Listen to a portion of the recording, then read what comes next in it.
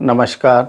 दीपावली आने वाली है और दीपावली में महालक्ष्मी लक्ष्मी जी का पूजन हर व्यक्ति, पृथ्वी पर रहने वाला हर व्यक्ति करता है, चाहे अमीर हो या गरीब हो।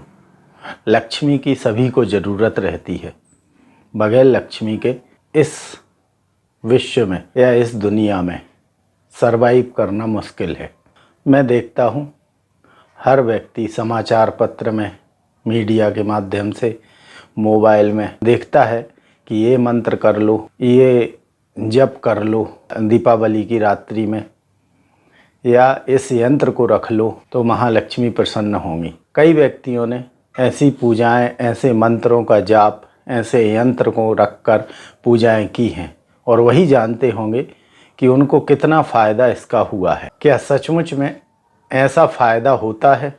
यदि ऐसा फ़ायदा होता तो जो लोग यंत्र बेचते हैं वो अमीर नहीं बन जाते, वो सबसे पहले अमीर बनते, क्योंकि यंत्रों की उनके यहाँ भरमार है। आप तो एक यंत्र उनसे खरीद कर लाते हैं, उनके पास तो कई यंत्र रखे हैं। हाँ, वो ज़रूर अमीर इसलिए हो जाते हैं कि वो यंत्र बेचते हैं और बेचकर जो उनको पैसा मिलता है उससे वो ज़रूर पैसेबान बन जाते हैं। खैर, हम विषय से ना भटकते हुए अपने मूल विषय पर आते हैं कि दीपावली पूजन हर व्यक्ति अपने घर में करता है, लेकिन हर व्यक्ति दीपावली पूजन में जो भी सामग्री है यथाशक्ति अपने अनुसार लेकर आता है।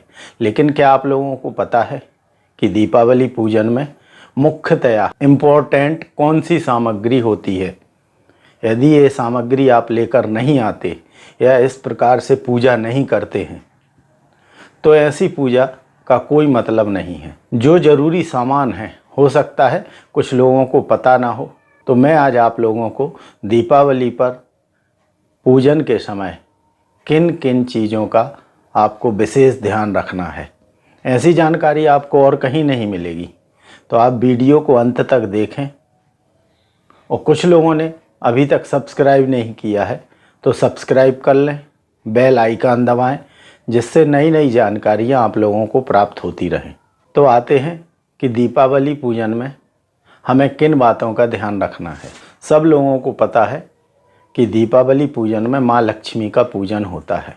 लक्ष्मी अकेली धन की देवी हैं। धन मतलब कैश, रुपया, पैसा। जबकि हमारे संसार में दो प्रकार के व्यक्ति होते हैं, एक पैसे वाले होते हैं और एक भू संपदा वाले होते हैं, जिन्हें हम आम बोलचाल में जमींदार लोग कहते हैं। तो क्या आप लक्ष्मी जी के साथ में भूदेवी की पूजा करते हैं? विष्णु भगवान की दो पत्नियां हैं, लक्ष्मी जी और भूदेवी। उनके साथ श्री गणेश जी का पूजन क्या आप लोग करते हैं? ऐसी मूर्ति, ऐसा चित्र जिसमें विष्णु भगवान एक तरफ, लक्ष्मी जी हैं, भूदेवी हैं और गणेश जी हैं। क्योंकि यदि आप लोग इस प्रकार की मूर्ति या इस प्रकार की तस्वीर घर में रखकर पूजा करते हैं तो यह सबसे उत्तम है। लेकिन मैंने देखा है कि सब लोग लक्ष्मी जी की, गणेश जी की, सरस्वती जी की पूजा करते हैं। कुछ लोग कहते हैं कि विष्णु भगवान की अभी दीपावली पर पूजन नहीं होता क्योंकि वह सो रहे होते हैं। अरे भाई, वो सो नहीं रहे होते। यदि भगवान सो गए तो संसार खत्म हो जाएगा। वो योग निद्रा में रहते हैं। और ऐसा किस शास्त्र में लिखा है या ऐसा कहाँ वर्जित किया गया है कि विष्णु भगवान की पूजा नहीं होती? उनकी पत्नी की पूजा कर लो आप, पति की पूजा ना करो तो कितने दिन साथ में रहेंगी लक्ष्मी? तो लक्ष्मी जी के साथ में आप एक ऐसी तस्वीर लेकर आएँ जिसमें भूदेवी भी साथ में हो, क्योंकि दीपावली के दिन उनकी भी पूजा होती है। कई लोगों को मैंने देखा है, करोड़पति लोग हैं लेकिन किराए के फ्लैट में रहते हैं, क्योंकि आप जब पद्धति ही गलत अपनाए हुए हैं तो फ़ायदा कहाँ मिलेगा आपको। यदि आप लोगों को ऐसी फ़ोटो नहीं मिलती है तो आप डिस्क्रिप्शन बॉक्स में मेरे लिंक पर जाकर ऐसी फ़ोटो पूजा के लिए डाउनलोड कर लें और उसकी प्रिंट आउट निकलवा के उसको अच्छा फ्रेम करके सफ़ेद कलर के फ्रेम में जड़वा कर उसकी पूजा करें। अब देखें, लक्ष्मी जी के साथ में गणेश जी, तो गणेश जी का जो टूटा हुआ दांत है उस तरफ आपको लक्ष्मी जी की मूर्ति नहीं रखनी है। उसके दूसरी तरफ आपको मूर्ति रखनी है। गणेश जी का जो सूंड है, जहाँ से मुड़ता है, उसके विपरीत दिशा में लक्ष्मी जी की स्थापना या लक्ष्मी जी की जो मूर्ति या चित्र में है वो नहीं होना चाहिए। गणेश जी के सामने हमेशा मंगल एवं कल्याण होता है और पीछे विपदा होती है। कई लोग लक्ष्मी जी पूजन में गणेश जी के पीछे कुछ कैश बॉक्स, ज्वेलरी, भंडार ग्रह, इस प्रकार की चीज़ें पूजा के समय रख देते हैं, जो कि बहुत ही गलत है। मूर्ति के ना तो सामने रखना चाहिए ना पीछे रखना चाहिए। लक्ष्मी जी के पीछे हमेशा दरिद्रता होती है, तो लक्ष्मी जी के पीछे भी आपको कोई भी कैश बॉक्स, भंडार ग्रह या रुपया पैसा नहीं रखना है। यदि आप पूजन में कैश बॉक्स, ज्वेलरी, सोना चांदी कुछ भी सामान रखते हैं, तो यदि आपके पास मूर्ति है तो उन लक्ष्मी और गणेश, इनकी मूर्तियों के बीच में आप इस प्रकार का सामान रखकर पूजा करें। इस बात का विशेष ध्यान रखें, तभी आपको लक्ष्मी पूजन का फल मिलेगा। मैं देखता हूँ कि दीपावली पर सभी लोग लाल, काले, नीले वस्त्र पहनकर माँ लक्ष्मी की पूजा करते हैं। हमारे शास्त्रों में स्पष्ट निर्देश है कि माँ लक्ष्मी को सफ़ेद कलर पसंद है, तो आप जब भी पूजा करें तो सफ़ेद वस्त्र धारण करके पूजा करें। यदि आपके पास सफ़ेद वस्त्र नहीं है तो आप एक सफ़ेद रुमाल या सफ़ेद तौलिया अपने कंधे पर डालकर पूजा करें, कि माँ लक्ष्मी को सबसे ज़्यादा प्रिय सफ़ेद कलर ही पसंद है। काले और नीले रंग का प्रयोग इस पूजा में बिल्कुल भी नहीं करना है। एक विशेष बात का ध्यान रखें। सामग्री तो सभी लोग अपने अनुसार यथाशक्ति लाते हैं, परंतु जरूरी सामग्री क्या है वह भूल जाते हैं। जैसे गणेश जी को जरूरी सामग्री क्या है, तो गणेश जी को जरूरी सामग्री है तुलसी, बेलपत्र और दूर्वा। आप कुछ सामग्री लेकर आएँ या ना आएँ, लेकिन गणेश जी को दीपावली के दिन तुलसी, बेलपत्र और दूर्वा अवश्य चढ़ाना चाहिए।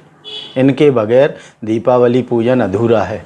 इसी प्रकार लक्ष्मी जी को महावर, लाल महावर, लाल चंदन, समी का फूल, बेलपत्र, लाल किसी भी रंग का फूल, तुलसी और चंदन अवश्य चढ़ाएं। यदि आप इनके बगैर पूजा करते हैं तो आपको उस पूजा का फल नहीं मिलेगा। मैंने पहले भी बताया कि आपको ऐसी जानकारी कहीं नहीं मिलेगी। आप पूजा कर रहे हैं, किसी भी मंत्र का जाप कर रहे हैं, कोई भी आराधना कर रहे हैं, लेकिन दीपावली में जो मैं आपको चीज़ें बताने आया हूँ, इन चीज़ों का आप विशेष ध्यान रखें। इनको आपको पूजा में लाना ही है। अब जैसा मैंने अभी बताया आपको कि कैश बॉक्स, ज्वेलरी, यदि व्यवस्था नहीं है कि दोनों मूर्तियों के बीच में रख सकें, तो किसी भी एक देवता के सामने इनको रख कर पूजा करें।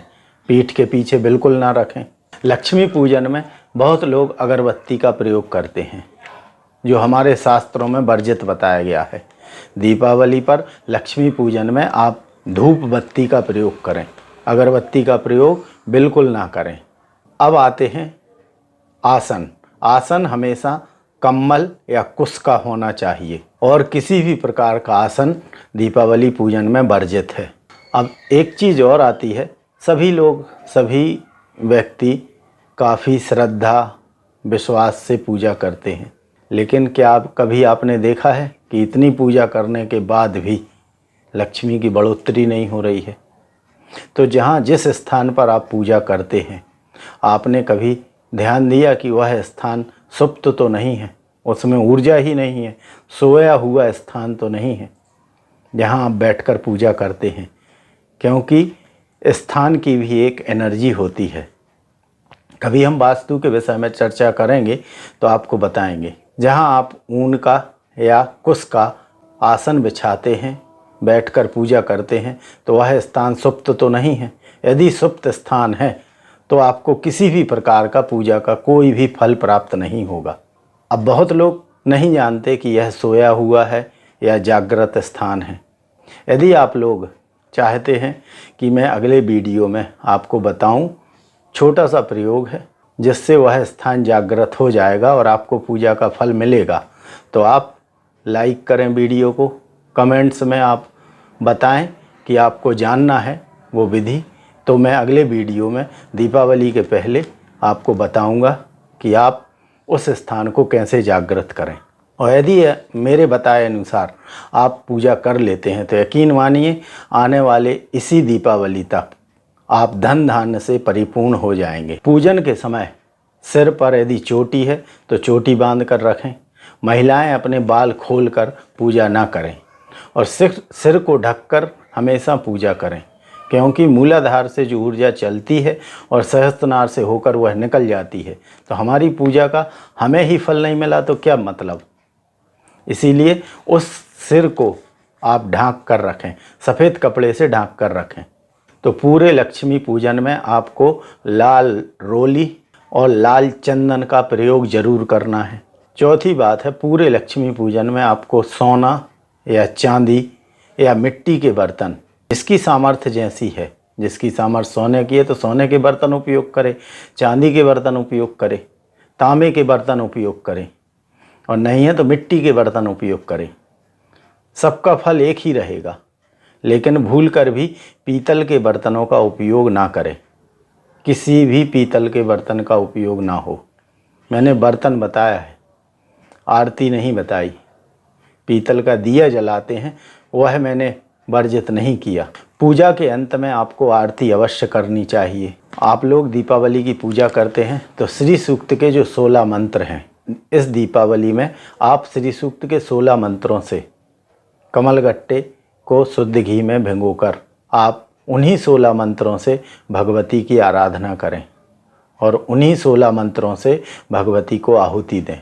सातवीं बात, भगवती को तांबूल पान अवश्य लगवाएं, जिसमें लौंग इलायची जरूर डली हो। यह अवश्य अर्पण करें। आप कुछ भी अर्पण ना करें, लेकिन इसको ज़रूर अर्पण करें। और मिठाई जो हम भगवती को अर्पण करते हैं तो आप देखें कि जितनी ज़्यादा से ज़्यादा सफ़ेद मिठाई हो या हाथी के आकार की मिठाई हो, गड़िया गुल्ला मिलते हैं बाज़ार में, तो हाथी के आकार के उनको ज़्यादा आप भगवती को अर्पण करें।